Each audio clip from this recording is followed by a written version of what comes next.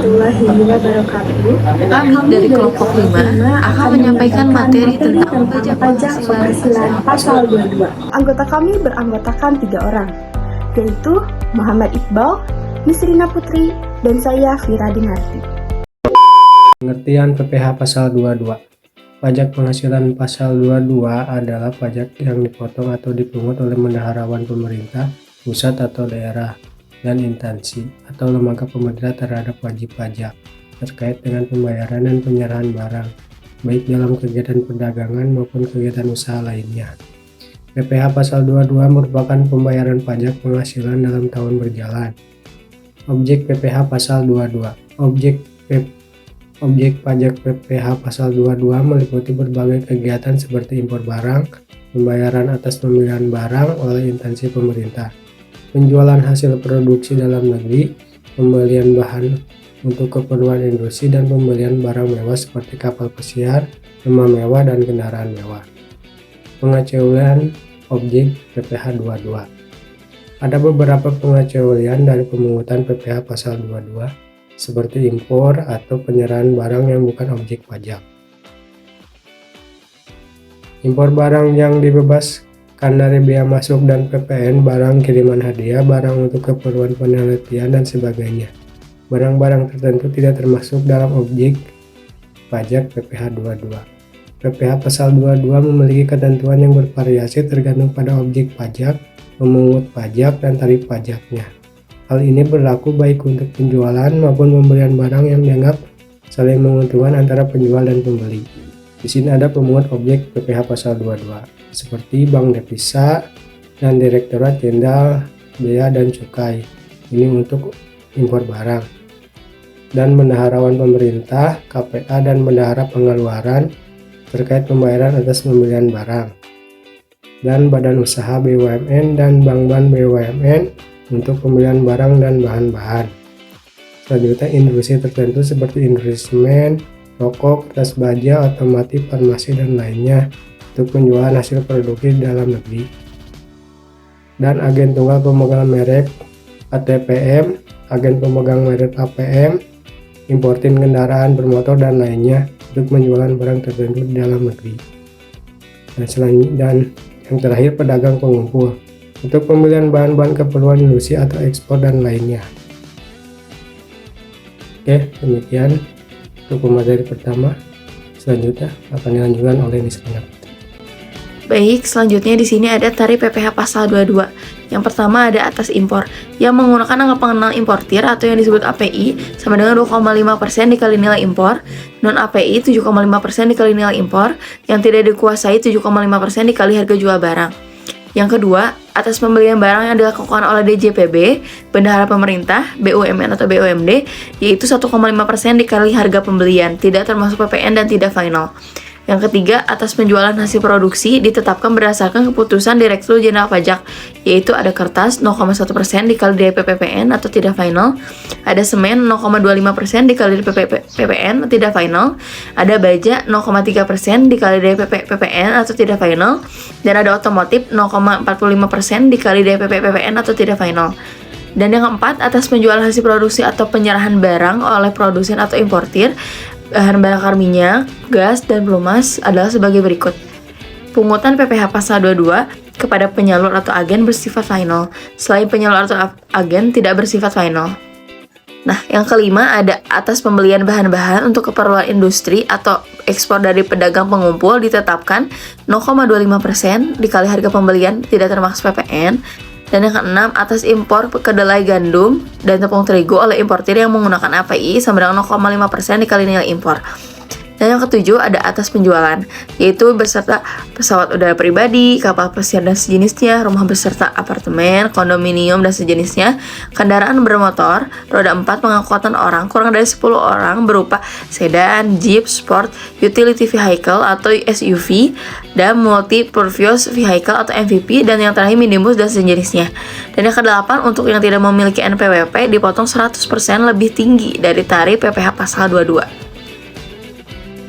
Baik, selanjutnya di sini ada pengecualian pemungutan pajak berdasarkan PPh 22. Yang pertama di sini ada impor barang-barang dan atau penyerahan barang yang berdasarkan ketentuan peraturan perundang-undangan tidak terutang PPh. Yang kedua, impor barang-barang yang dibebaskan dari bea masuk.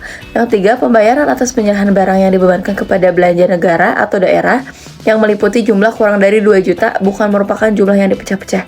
Yang keempat, ada pembayaran uang untuk pembelian bahan bakar minyak, listrik, gas, air minum atau PDAM, benda-benda pos, atau telepon. Yang kelima, saat terutangnya PPh pasal 22, di sini ada nomor 1 jenis kegiatan PPh 22 atas impor barang saat terutang PPh pasal 22 yaitu terutang dan dilunasi bersamaan dengan saat pembayaran bea masuk. Jika pembayaran bea masuk ditunda atau dibebaskan, PPh 22 terutang dan dilunasi pada saat penyelesaian dokumen pemberitaan impor barang atau PIB. Dan yang keenam, sifat pemungutan. Secara umum pemungutan PPh pasal 22 bersifat non-final, namun juga ada yang bersifat final. Pemungutan yang bersifat final dan pemungutan bersifat non-final. Dan yang ketujuh, ada cara menghitung PPh pasal 22. Cara menghitung PPh pasal 22 yaitu ada yang pertama yang menggunakan angka pengenal importir atau API, tarif pemungutannya sebesar 2,5% dari nilai impor. Dan yang kedua yang tidak menggunakan API, tarif pemungutannya itu ya sebesar 7,5% dari nilai impor. Dan yang ketiga yang tidak dikuasai, tarif pemungutannya sebesar 7,5% dari harga jual lelang. Di sini ada contoh ya. PT Bumi Nusantara Raya atau BNR melakukan impor elektronik dari Jepang dengan mengeluarkan biaya-biaya sebagai berikut. Harga pembelian atau cost-nya itu ada 50.000 US dollar. Asuransi itu 2.500, biaya angkutnya 5.500 sehingga total semua harga pabeannya itu ada 58.000. Pungutannya itu meliputi bea masuk 20%, yaitu seharga 11.600 US dollar dan bea masuk tambahan 10% yaitu 5.800 US dollar. Apabila pada tanggal impor sesuai dokumen impor nilai kursnya yaitu 1 dolarnya itu ada 12.000, maka nilai impornya itu sama dengan cost ditambah insurance ditambah freight ditambah BM ditambah BM tambahan yaitu menjadi 75.400 US dollar.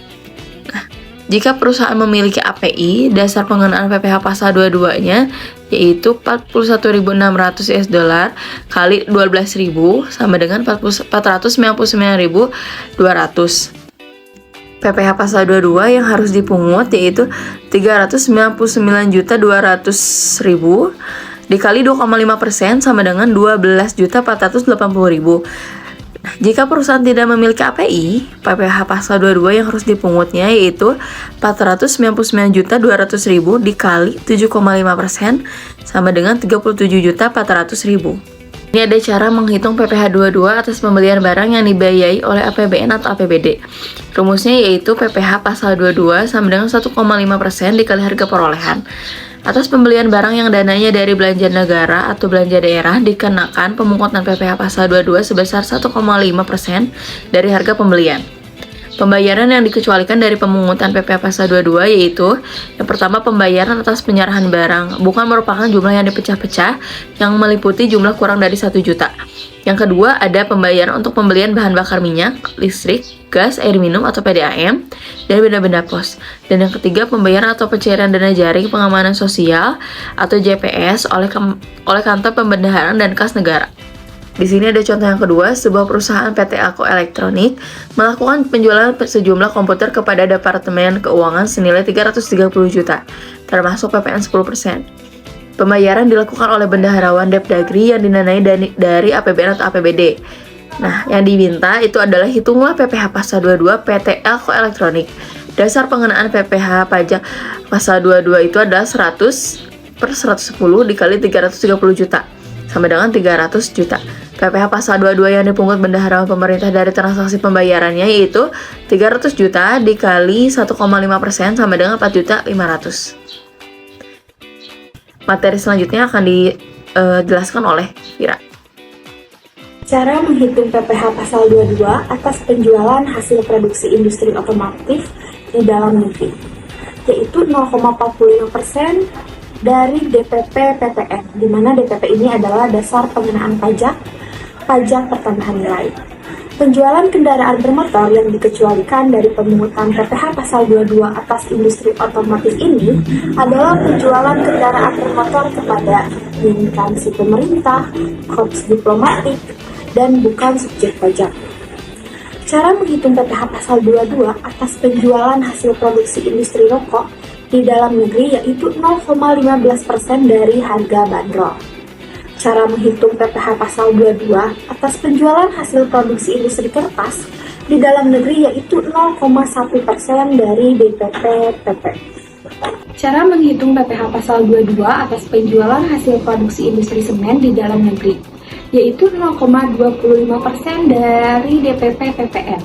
Yang dikecualikannya adalah penjualan semen dalam negeri oleh PT Indosemen, PT Semen Cibinong, dan PT Semen Nusantara kepada distributor utama atau tunggalnya.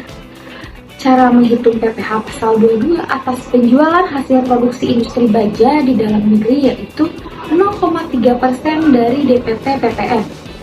Cara menghitung PPh pasal 22 yang dipungut oleh Pertamina dan badan usaha selain Pertamina.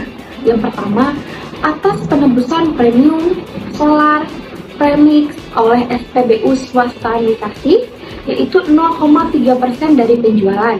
Yang kedua, atas penembusan premium solar premix oleh SPBU Pertamina yaitu 0,25% dari penjualan.